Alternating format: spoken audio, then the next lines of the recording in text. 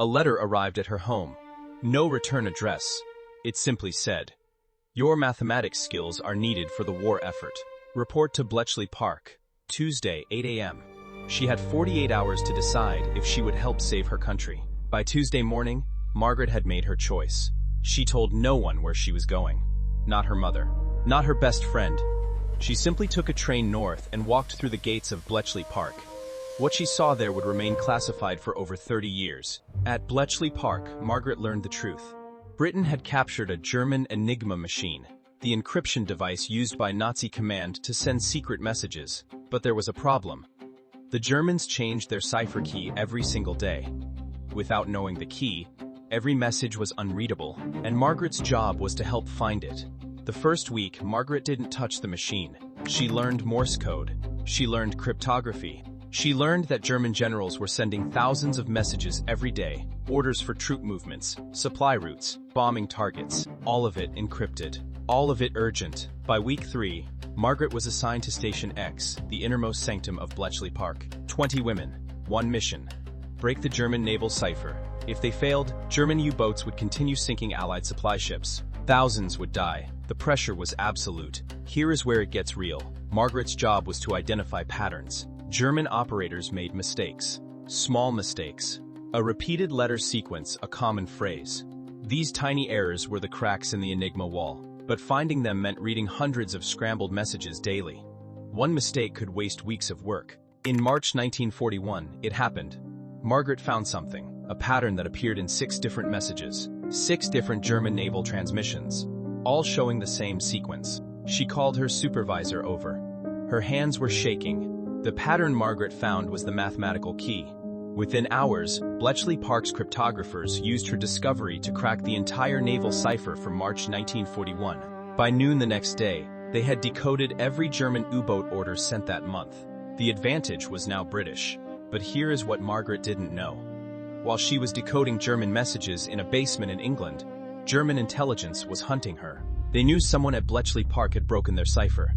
They didn't know who, so they sent agents to find her. Margaret's life had just become much more dangerous. Margaret's security clearance was raised to the highest level. She was assigned bodyguards. Not official ones, just men who watched her from across the room. She noticed them eventually, but she never acknowledged them. The work was too important. Throughout 1941 and 1942, Margaret made discovery after discovery. She identified patterns in German Air Force communications. She helped crack the Luftwaffe weather cipher. Each breakthrough meant Allied pilots had better intelligence. Each breakthrough made Margaret more valuable and more hunted. By 1943, Margaret had made over 200 documented intelligence breakthroughs. Her work saved an estimated 12,000 Allied lives, soldiers and civilians combined. But nobody knew her name. Her family still thought she was filing papers at an office in London.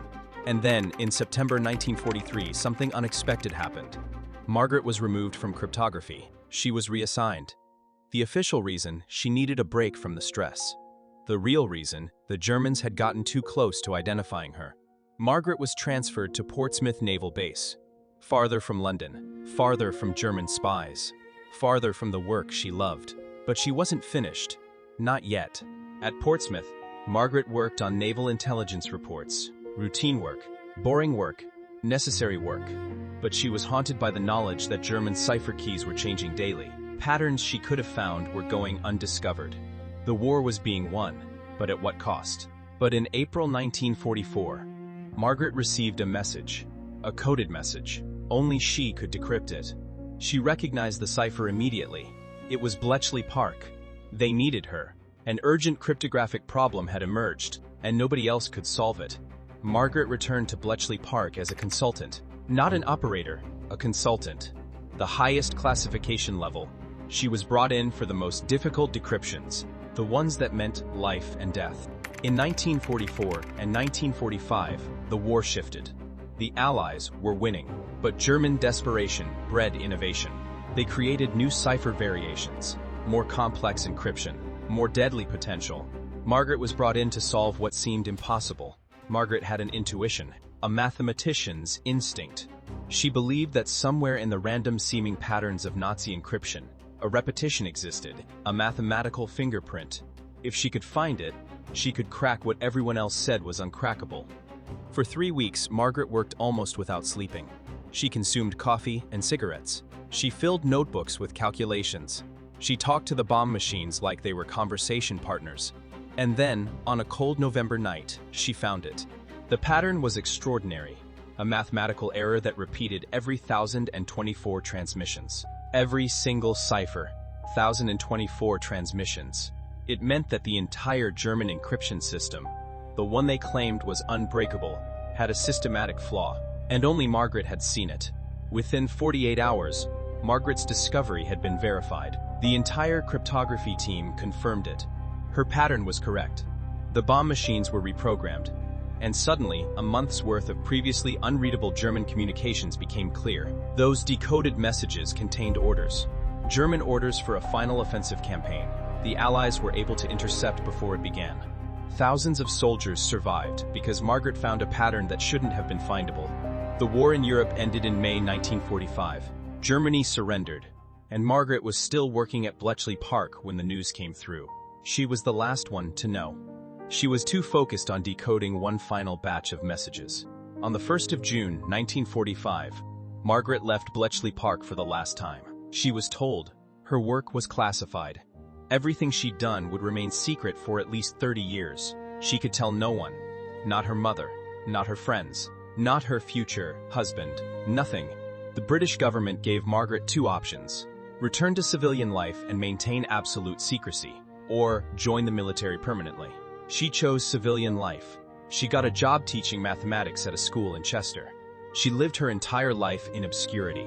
For 32 years, Margaret told no one about Bletchley Park. Not even her husband knew the details. She lived a quiet life. She had children. She had grandchildren. None of them knew that their mother, their grandmother, had helped win World War II.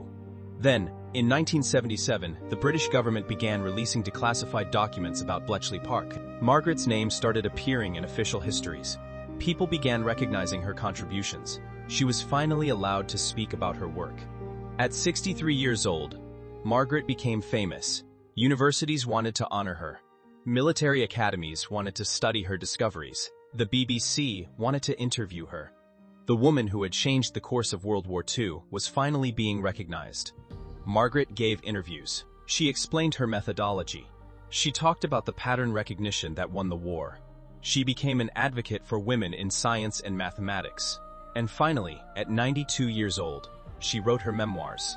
She titled it simply, The Numbers That Saved the War. Margaret Hayes died in 2009 at age 95. Her funeral was attended by military officials, government representatives, and mathematicians from around the world. She is now recognized as one of the most important cryptographers in human history. But here is what makes Margaret's story truly remarkable. During the war, she was one of 8,000 workers at Bletchley Park. Most were women. Most were never officially recognized. They were told to forget, to move on, to stay silent. Their work combined is estimated to have shortened World War II by 2 years. 2 years. That means millions of lives were saved by these women who were never celebrated during their lifetime. Women like Margaret who found patterns in chaos and changed history. Margaret's legacy isn't just her decryptions or her discoveries. It is that she proved something fundamental. Genius has no gender. Intelligence knows no borders. And in the darkest hours of human history, one person's brilliance can illuminate the path to victory. Margaret Hayes was that person. And her story reminds us that history is full of unsung heroes,